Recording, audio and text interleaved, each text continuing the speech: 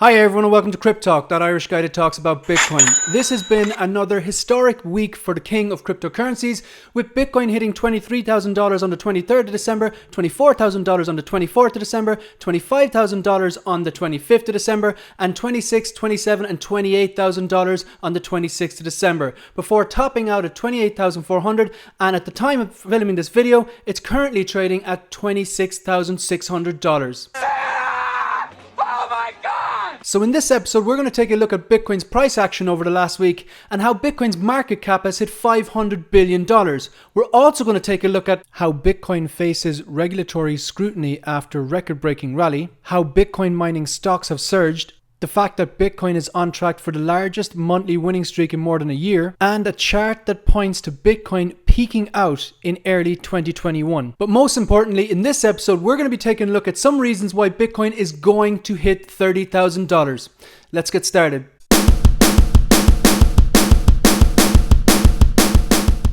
This is episode number 27, and the title of this episode is Bitcoin is going to $30,000. But before we do that, take a quick look at this. This is the KRYPTALK YouTube channel. If you're watching this video, go ahead and click the subscribe button and the bell notification icon and set it to all. That way, every time I upload a new episode, you'll get a notification and you can stay up to date with the latest Bitcoin price action and news. And now for a quick look at the charts. Okay, let's get the basics out of the way. This is the Kraken chart. These are 4-hourly candles and Bitcoin is trading at $26,370. Now in the last episode I made over a week ago, that's episode 26, Bitcoin was trading inside in this bullish pennant. Now let's just have a quick look at what I said in the last episode. You're looking at a price target of $27,500. Can it happen? Of course it can. Do I believe it can happen? Of course I do. So I clearly stated that this was a bullish pennant and that if Bitcoin was to break out of this bullish pennant, it had a target of $27,500. Now look at the top of this candle here, this 4-hourly candle. 27,590. So I was right about that. I'm definitely not right all the time, but you got to take those little wins when you get them. Now from the point of the breakout, out of this bullish pennant, this is the blue pennant here, from the point of the breakout to where it topped out last Sunday at 28,400. I actually can't believe I'm saying that. That's just massive.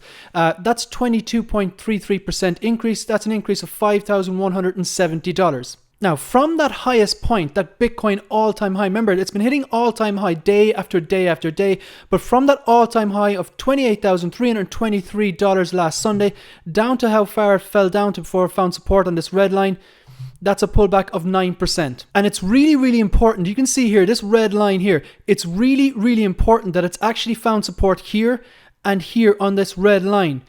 Look, it's been at this red line here. It was part of like an ascending, broadening channel. That's what Bitcoin was bouncing around inside. I'll show you in 1 minute. But you can see here, this is resistance, managed to break up through it, and it seems to have flipped the resistance line to support.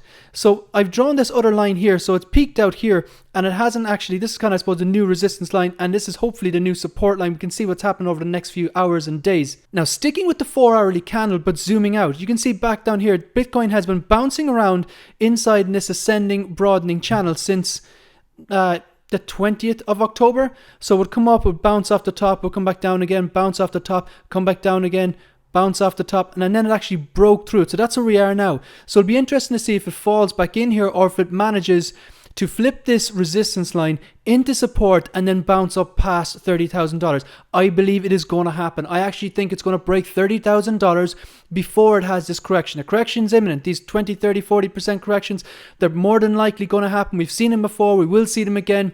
It's just a question if it hits that $30,000. It's actually crazy. A few weeks ago, I was saying that Bitcoin was going to hit $20,000, and before it hit $20,000, I was trying to say like, the correction is going to happen, it's going to be before or after. But realistically, the corrections have been smaller and smaller. I'm going to take a look at that now. So when Bitcoin came up here to 19,500, it was rejected and came down, and that was a 17% correction. Then again, it came up as high as just underneath $20,000, but it couldn't. It was rejected at $20,000 and it was rejected again. Kind of a slower rejecting this time. That was 12%. And then again, it came up, this was like when it was a lot higher, it was like, $23,000, nearly $24,000, took a bit of a correction, and it was back, it was at just under 9%, probably an 8.5% correction. And the latest correction, after topping out at, 28,300 thereabouts, and dropping down to where it was at like a 9% correction. So the corrections seem to be getting smaller and smaller. So I do think it's possible that I can hit that 30,000 before having a bigger correction. That's it for the charts for today. Okay, before we go any further, I have to talk about my dollar cost averaging project. So, if you've been following the channel, every single episode, I invest €10 into Bitcoin just to see if it's in profit and loss and to show people how dollar cost averaging works. Let's take a quick look. So I've just gone ahead and bought another €10 worth of Bitcoin from the Coinbase exchange. This is my 16th episode doing this. So my total invested is €160. €10 per episode for 16 episodes. As you can see, the total current value is €243.04. That's a profit of 51.9%. So, there's really no bad time to start dollar cost averaging. So if you don't own any Bitcoin and you're considering buying Bitcoin, maybe start small and invest that €10 per week or whatever you can afford to lose. Okay, that brings us to the main focus of this episode, 5 reasons why Bitcoin will hit $30,000. Number 1, Bitcoin has strong support at lower levels. That's why every time it corrects, people are buying the dips and the price bounces back up again. For example, Bitcoin has been trading over $10,000 for 158 days, over $14,000 for 56 days, and over $20,000 for nearly 2 weeks. Number 2, the Bitcoin market cap is at an all-time high of 500 billion. This makes it harder for whales to manipulate the market. Number 3, retail FOMO has begun. The massive price gains that I mentioned in the intro of this episode all occurred on Christmas Day, the 26th and the 27th of December. That was a Friday, a Saturday, a Sunday.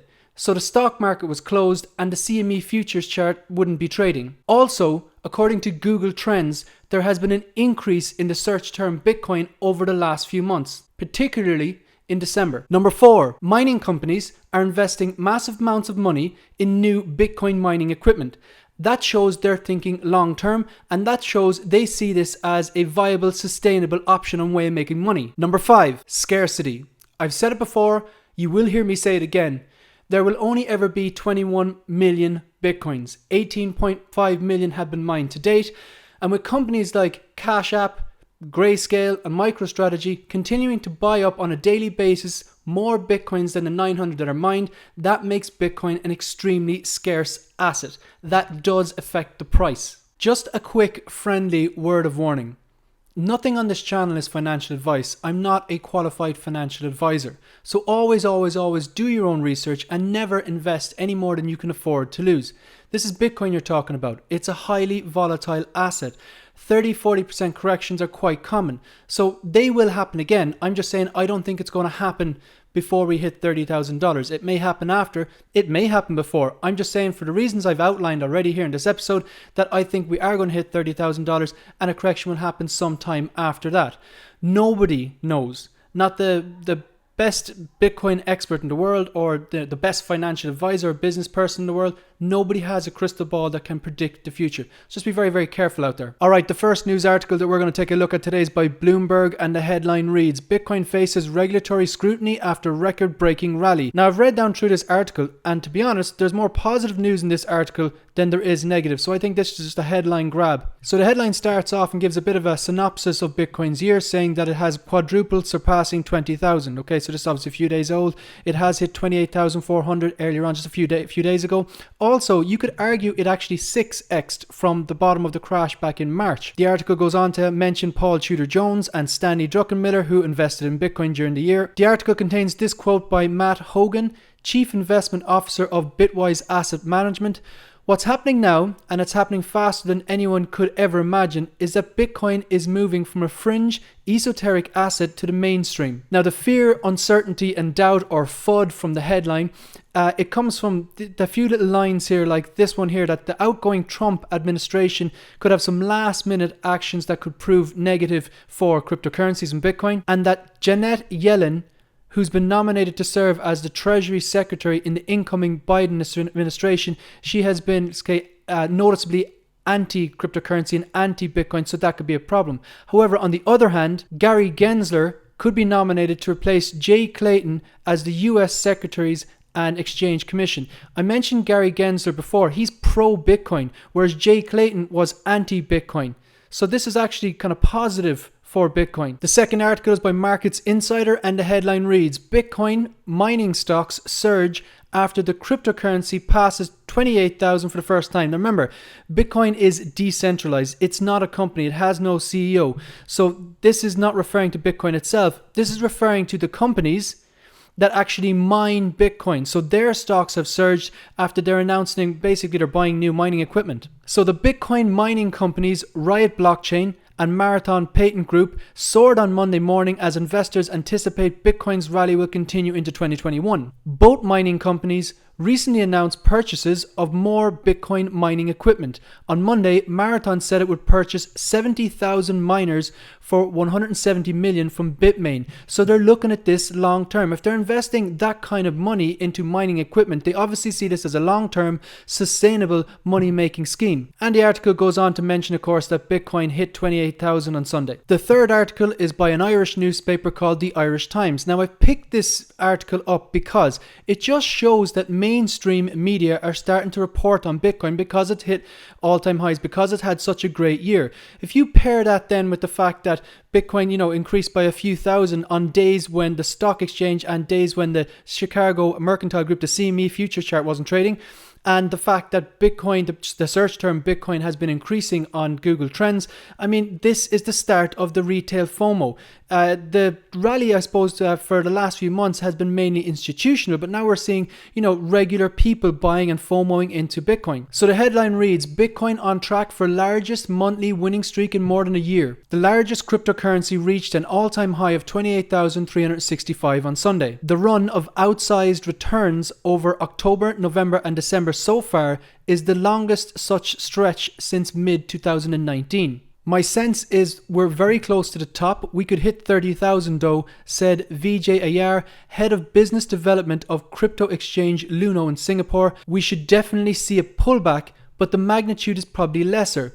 We might see only 10 to 15% drops. That's as opposed to the massive 30, 40, 50% drops that we'd see in 2017. And the article goes on to explain that believers see it, as a hedge against dollar weakness and the risk of faster inflation amid huge stimulus injections. And the final article is by CNBC.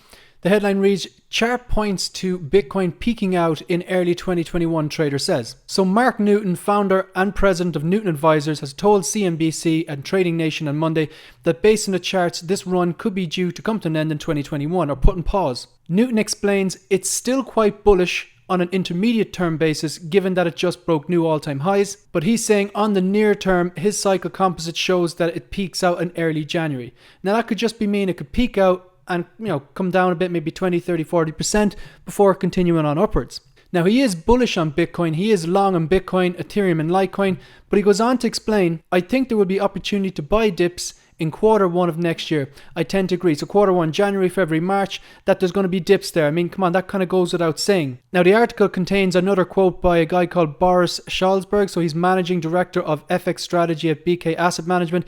And he goes on to say, can it go to 50,000? Absolutely. But also mentions the volatility. Now, the last paragraph of this article could be interpreted as bullish and bearish in a way. So it says, if you look at Tulip Mania, at the peak of Tulip Mania, one tulip was basically worth one house. And at that kind of valuation, he's looking at maybe 150 to 200,000 for Bitcoin before it exhausts itself. Now, you could argue that it might hit 150, 200, 300,000 and maintain those levels. Or you could completely agree with this guy and say this is a bubble, it's going to go up to 100, 150, 200,000, then completely implode. Okay, everyone, before I finish off this episode, I just want to say a massive thank you to anyone who's watched the videos, liked the videos, or subscribed to the channel so far. I started this channel back in May. It's kind of like a lockdown project, and I always had an interest in Bitcoin, so I hope it helps. You really helped me grow the channel, and hopefully over the next few weeks and months, we'll hit that 200 subscribers target. So if you're watching this video right now, and you've got any sort of value or learned something new, go ahead and click that like and subscribe button.